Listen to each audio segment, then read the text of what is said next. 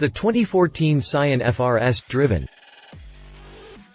When Toyota and Subaru announced their plans to join forces and create a small, affordable rear-wheel drive coupe, the world rejoiced. With Toyota's legendary quality and reliability coupled to Subaru's knowledge of fun and exciting rally machines, this car had the potential to be one of the best enthusiast machines in years. The car that was created wears the badge FR-S for Scion and BRZ for Subaru. A while back our very own Mark McNabb was granted the keys to a Scion FR-S, but he was saddled with the automatic transmission. To get the most of a machine like the FR-S you need the ability to row your own. When I got the call that a FR-S was going to be heading to my driveway with a proper 3-pedal transmission, I was excited to see how different it was to drive compared to the automatic version that Mark had. I slid into the driver's seat, slotted the slick manual into first gear and set off on a week of fun and mayhem with tiny sports car. Click past the jump to read my full review of the 2014 Scion FR-S. Exterior. Over each one of the lightweight 17-inch alloy wheels the fenders swell and arch, making the car look lower. The Scion FR-S and BRZ share a lot of parts, but the most noticeable difference visually is the nose. Where the Subaru uses an upturned hexagonal grille that looks like grin and large, open horizontal slats for cooling, the FR-S has a more aggressive scowl and every opening is filled with this interesting T-shaped mesh that looks rightly sporty and adds a nice visual flair. The Scion also has sharper and more angular foglight housings. Even the headlights look a little better on the FR-S, the internal elements curve more smoothly into their housings than Subaru's LED-equipped units. The overall shape of the FR-S screams sports car. The arch of the windshield and curved, fastback shape are reminiscent of the 911 at direct profile, the nose is long and low, and the wheels are stretched to the edges leaving little room for overhang front and rear. Over each one of the lightweight, 17-inch alloy wheels the fenders swell and arch, making the car look lower. The tail of the FR-S squares up with sharp horizontal lines in the trunk, tail lamps and rear bumper all flatten out to give the FR-S a very wide stance from the rear. Adding to the sporty quotient, the trunk lid turns up slightly to look like a ducktail spoiler, the greenhouse slopes and curves inward towards the top, and the bumper has a sharp, black insert with an F1-inspired reflector lamp and dual exhaust outlets. Interior. The gauge cluster is dominated by a large white tachometer mounted front and center, with the speedo mounted to the left. As befits a car of this type, the FR-S has an interior that is focused on the act of driving over most anything else. Drop into the sport bucket seats and you are greeted by a traditional 3-spoke steering wheel that is devoid of any extraneous controls, no volume, radio or Bluetooth controls here. The gauge cluster is dominated by a large, white tachometer mounted front and center, with the speedo mounted to the left. Fuel and engine temperature occupies the right side of the cluster. In a nice visual continuation, the same T-shaped design from the front grille is found etched onto the dials. The seats themselves are nicely shaped, if a little lacking in padding. They are coated in a cloth that feels like suede and it does a phenomenal job of providing grip to hold you in place during hard cornering. Sadly, that same cloth does also seem to hold onto every hair and loose fiber on your shirt. If you have pets, be prepared to vacuum this thing frequently. I didn't put my dogs in this car, but you would be hard-pressed to believe me based on the amount of stray hair attached to the cloth bucket. Being a sports car, Toyota made sure all the right visual touches are present and accounted for. The pedals have aluminum covers, the seats have red shoulder bolster accents, and red accent stitching can be found on the steering wheel, seats, shifter, doors and center trim padding. Controls for the FR-S are smartly positioned and laid out for quick and easy use.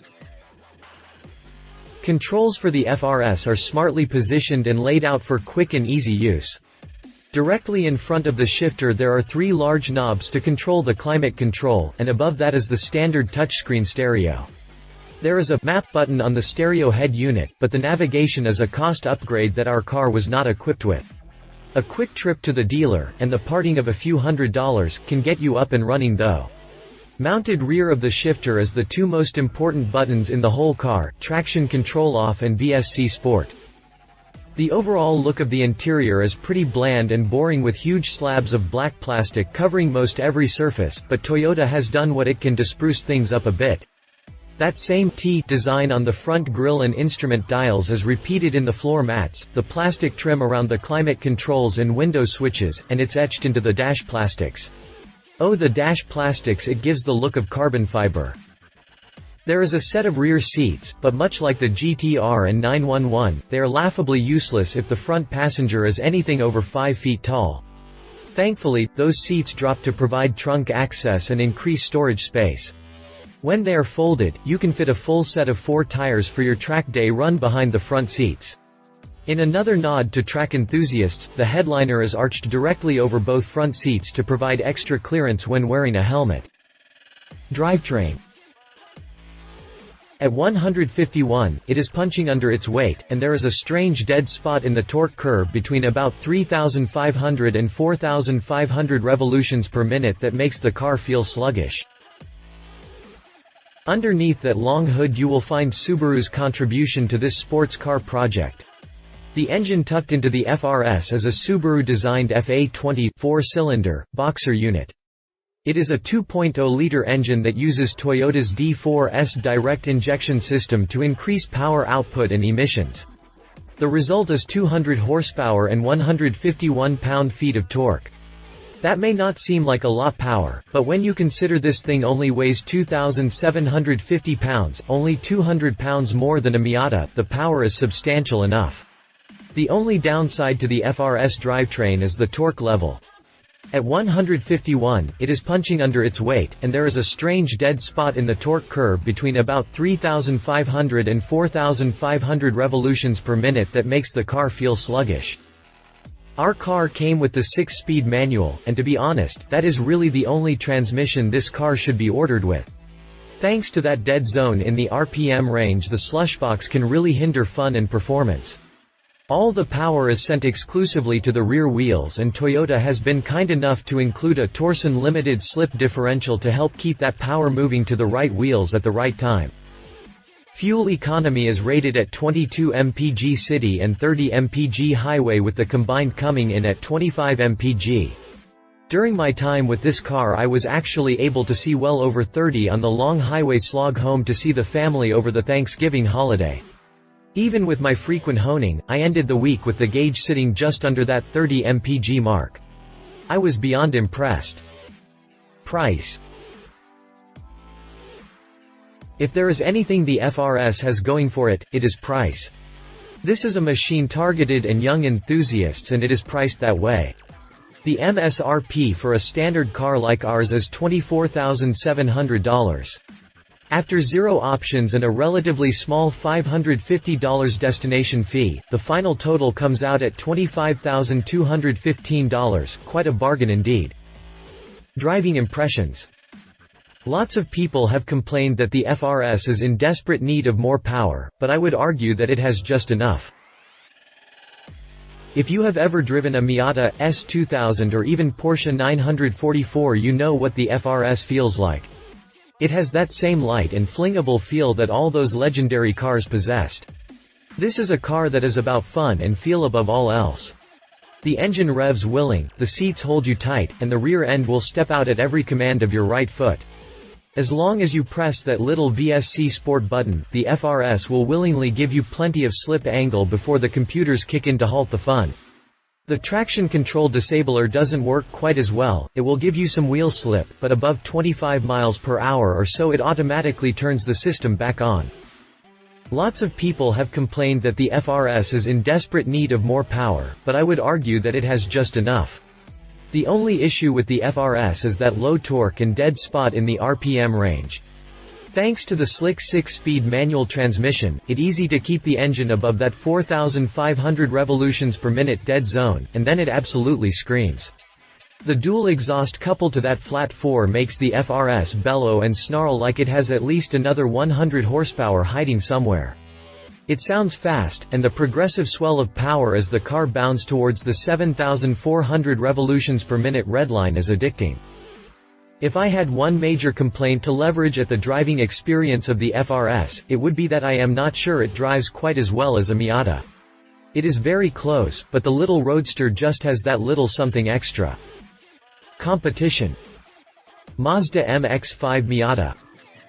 If you want the same driver-focused experience that relies on handling prowess over brute force, it is hard to go wrong with the world's best-selling roadster. The Miata is down on power compared to the FR-S, but thanks to a lower weight and more torque, it tends to feel a bit faster and a little better to drive. With an all-new model coming in a few months that weighs even less, the scale could quickly tip even farther in favor of the Miata. Driving aside, the FR-S is a far more practical machine. The larger car comes with more interior space, better interior equipment, a large trunk, and that pair of back seats, never mind how useless they are at holding people. The Mazda doesn't even hold a very good price advantage.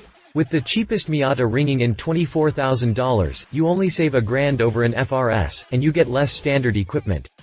You do get limitless headroom, unsurpassed aftermarket support and that legendary badge though.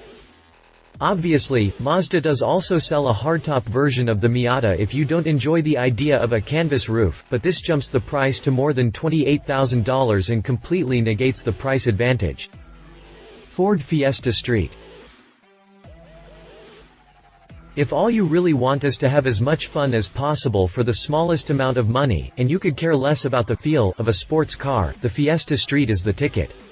Not only is it one of the most entertaining models Ford has released in decades, it is a legitimate performer that is arguably the best hot hatch sold in the world today. With 197 horsepower and 202 pound-feet of torque, the little hatch easily outmuscles both the FR-S and the Miata. With a curb weight that is basically identical to the FR-S, it doesn't even suffer a weight penalty. The little 1.6-liter EcoBoost engine is a willing partner that will rev eagerly to its 6,800 RPM redline while still managing an EPA-rated 35 mpg on the highway. With its compact 5-door layout, the Fiesta is easily the most practical car in this list with the most interior space and most cargo space. It is also available with more equipment and technology features. It also takes home top honors in the price category. A base street will run you $21,000, and even if you tick every option box available, you can't push the little monster past $26,000 mark. What you get in silly fun you do lose in other ways. As a front-wheel drive hatch, the Fiesta Street is missing that special feeling you get when driving a low-slung sports car like the FR-S. The weight balance is off, it doesn't have that wonderful power on oversteer, and of course it doesn't look as good. If what you really want is a sports car, the FR-S is the obvious choice.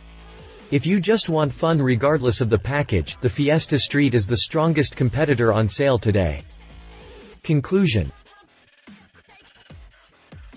The Scion FR-S is a breath of fresh air in today's automotive market. With every car touting just how spacious, well-equipped and fuel-efficient they are, the driver's car has become lost in the raging seas. For a long time the Miata was the only real choice for someone looking to take home an affordable and tossable rear-wheel drive machine.